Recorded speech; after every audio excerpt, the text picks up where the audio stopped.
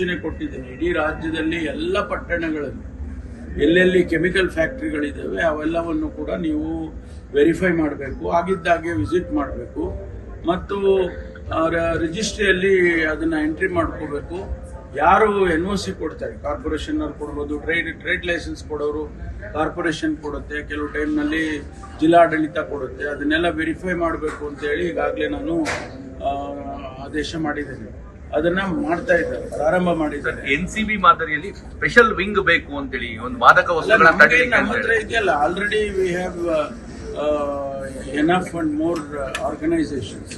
ಅದೆಲ್ಲ ಏನು ತೊಂದರೆ ಇಲ್ಲ, ಕೆಲಸ ಮಾಡಿಸ್ಬೇಕು ಅವ್ರ ಹತ್ರ ಅಷ್ಟೇ. ಈಗ ಮೈಸೂರಲ್ಲಿ ಮೊನ್ನೆ ಸೀಸ್ ಆಗಿದ್ದು, ಮೈಸೂರಲ್ಲಿ ಸೀಸ್ ಆಗಿದ್ದೀವಿ ನೋಡಿ, ಎರಡು ಭಾಗ ಇದೆ. ಅವರು ಇಲ್ಲಿ ಬಂದು ನಮ್ಮವ್ರನ್ನೂ ಕರ್ಕೊಂಡು ಹೋಗಿದ್ದಾರೆ ಜೊತೆ, ಅವರು ರೈಡ್ ಮಾಡುವಾಗ ಅವರ ಪ್ರಕಾರ ಮೊದಲನೇ ಫಸ್ಟ್ ಇನ್ಫಾರ್ಮೇಶನ್ ಪ್ರಕಾರ ಯಾವುದು ಡ್ರಗ್ಸ್ ಅಲ್ಲಿ ಸಿಗ್ಲಿಲ್ಲ. ಅಲ್ಲಿ ಫಿನೈಲ್ ಮ್ಯಾನುಫ್ಯಾಕ್ಚರ್ ಮಾಡ್ತಾ ಇದ್ರು ಮತ್ತು ಅದಕ್ಕೆ ಬೇಕಾದಂತ ಕಾಸ್ಟಿಕ್ ಸೋಡಾ ಮತ್ತು ಕೆಮಿಕಲ್ಸ್ ಮಾತ್ರ ಸಿಕ್ತು. ಅಲ್ಲಿ ಯಾವುದು ಡ್ರಗ್ಸ್ಗೆ ಅಂದ್ರೆ ಈ ನಮ್ಮ ರೆಗ್ಯುಲರ್ ಡ್ರಗ್ಸಿಗೆ ಸಂಬಂಧಪಟ್ಟಂತದ್ದು ಯಾವುದು ಮೆಟೀರಿಯಲ್ ಸಿಗ್ಲಿಲ್ಲ ಅಂತ ಹೇಳಿ ಮೊದಲನೇ ವರದಿ. ಆ ಸಂದರ್ಭದಲ್ಲಿ ನಮ್ಮ ಕಮಿಷನರೇಟ್ ಇಂದ ಕೂಡ ಇದ್ರು ಸ್ಟಾಫು ಮತ್ತು IB-ನವರು ಇದ್ರು ಅಂತ ಹೇಳಿದ್ರು, ಅಂದ್ರೆ ಇಂಟೆಲಿಜೆನ್ಸ್ ಬ್ಯೂರೋನವರು ಕೂಡ ಜೊತೆಯಲ್ಲಿ ಇದ್ರು. ಆಗೆಲ್ಲೂ ರೆಕಾರ್ಡ್ ಆಗಿಲ್ಲ.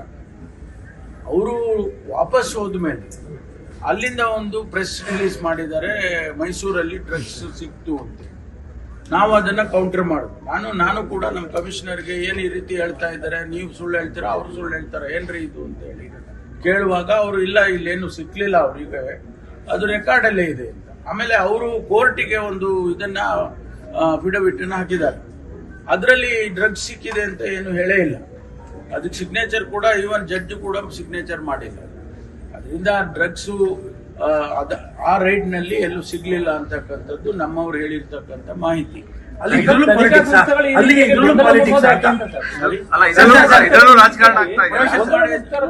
ಯಾಕೆ ಆ ರೀತಿ ಮಾಡಿದ್ದಾರೆ, ಅಲ್ಲಿ ಸಿಕ್ಕಿದೆ, ಗುಜರಾತ್ ನಲ್ಲಿ ಸಿಕ್ಕಿರ್ತಕ್ಕಂಥದ್ದು ಅಲ್ಲಿ ಸಿಕ್ಕಿದೆ, ಆದ್ರೆ ಇಲ್ಲಿ ಬಂದಂತ ಸಂದರ್ಭದಲ್ಲಿ ಅವ್ರಿಗೆ ಯಾವುದೇ ಡ್ರಗ್ಸ್ ಸಿಗ್ಲಿಲ್ಲ ಅಂತಕ್ಕಂಥ ಮಾಹಿತಿ. ಅಲ್ಲ, 2 ವರ್ಷದ ಕಾರಣ ಇದು ಪಾಲಿಟಿಕ್ಸ್ ಅಂತ ಗೊತ್ತಿಲ್ಲ ನನಗೆ, ಯಾಕೆಂದ್ರೆ ಅವ್ರು ಯಾವ ಅರ್ಥದಲ್ಲಿ ಅದನ್ನ ಹೇಳಿದ್ದಾರೆ, ಪ್ರೆಸ್ ರಿಲೀಸ್ ಮಾಡೋ ಅಗತ್ಯ ಏನಿತ್ತು, ಅದರಲ್ಲೂ ಕೂಡ ಇಲ್ಲಿ ಸಿಕ್ಕಿದೆ ಅಂತ ಹೇಳುವಂತದ್ದು ಅವಶ್ಯಕತೆ ಇರಲಿಲ್ಲ.